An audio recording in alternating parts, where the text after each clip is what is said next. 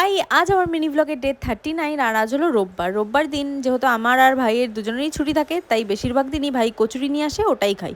But আজ রোববার হলেও আমার ছুটি নেই, ওয়ার্ক ফ্রম হোম, পুরো দিন কাজ করতে হবে যেহেতু প্রেশার আছে।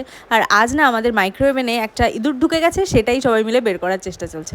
আর তারপর একটু দুপুর হতেই আমি স্নান টান করে নিয়েছি, কারণ অভি দোকান থেকে আজকে চলে এসছে, ওর তো আজকে হাফ ডে থাকে। কোথায় রোববার দিন জমিয়ে গল্প করব, কিন্তু ল্যাপটপটা দেখো আমার দিকেই তাকিয়ে আছে। আর আজ চিকেন রান্না হচ্ছে, আর চিকেন রান্না হওয়ার আগে নুন ঝাল হয়েছে কিনা এটা দেখার জন্য যে টেস্ট করতে মাংসটা দেওয়া হয়, ওটার স্বাদ কিন্তু আলাদাই হয়।